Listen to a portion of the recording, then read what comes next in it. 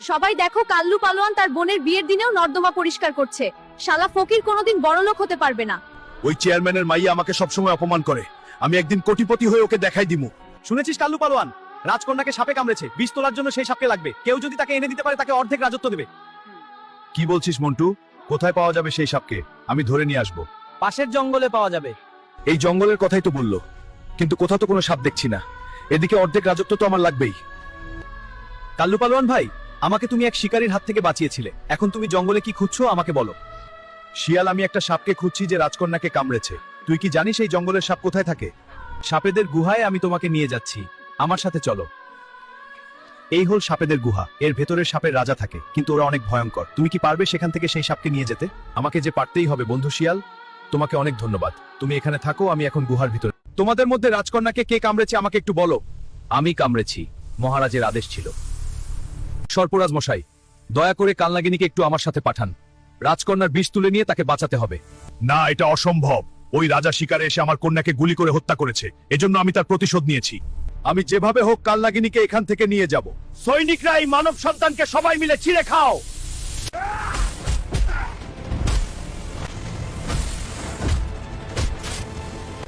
এই নাও বন্ধু কাল্লু পালোয়ান, এটা দিয়ে তাদের মারো। সরফরাজ, তোর সব চেলা চামুন্ডা শেষ, এবার তোর পালা। কাল্লু ভাই, আমাকে ক্ষমা করে দাও, তুমি কালনাগিনকে নিয়ে যাও। ঠিক আছে, তোকে ক্ষমা করে দিলাম।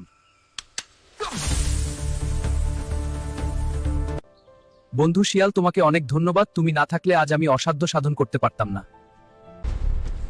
কিন্তু আমার হাতে একটি সাপ কামড় দিয়েছে, প্রচন্ড যন্ত্রণা হচ্ছে। বন্ধু শিয়াল, আমি আর যন্ত্রণা সইতে পারছি না, আমি হয়তো আর বাঁচবো না। না বন্ধু, আমি তোমাকে মরতে দেব না।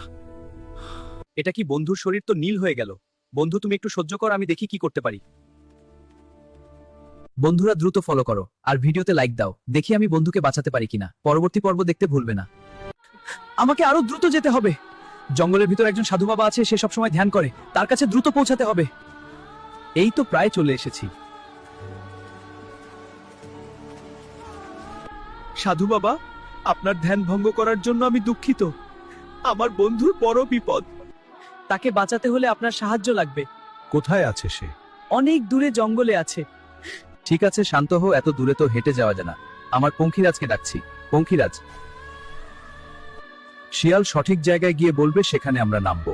আচ্ছা ঠিক আছে বাবা। শিয়াল, তোমার বন্ধুর নাম কি? ওর নাম কাল্লু পালোয়ান, সে খুব সরল মানুষ। সে একবার আমার জীবন বাঁচিয়েছিল। আচ্ছা ঠিক আছে, চলো দেখি। সাধু বাবা, আমরা চলে এসেছি, এখানে নামুন। পঙ্খিরাজ, এখানে নামো।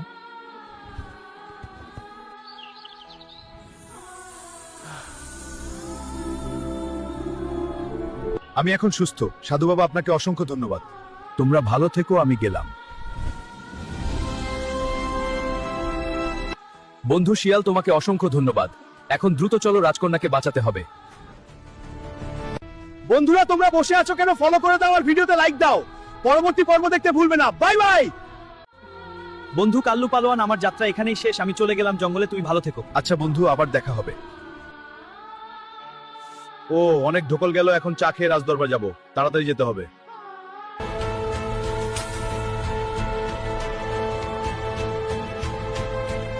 রাজামশাই, আমি এসেছি কালনাগিনকে ধরে নিয়ে। এখন সে রাজকন্যার বিষ তুলে নেবে। এখন থেকে এর রাজ্যের অর্ধেক তোমার। তুমিও এখন থেকে রাজা। তুমি ইচ্ছে করলে রাজকন্যাকে বিয়েও করতে পারো। না রাজামশাই, আমি তো বিয়ে করব ওই চেয়ারম্যানের অহংকারী মেয়েকে। ওর অহংকার আমি চুরমার করে দেব। মন্ত্রীমশাই, চেয়ারম্যান ও তার মেয়েকে রাজদরবারে হাজির করুন। বন্ধুরা, ততক্ষণে তোমরা ফলো করো আর ভিডিওতে লাইক দাও। চেয়ারম্যান সাহেব, আমি গরিব কাল্লু পালোয়ান। এখন আমি কেষ্টনগরের মহারাজ। আপনার অহংকারী মেয়েকে বিয়ে করতে চাই। যথা আজ্ঞা মহারাজ। বন্ধুরা, আমার বিয়েতে আপনারা অবশ্যই আসবেন। ভিডিও কেমন লাগলো কমেন্টে জানান। Good bye.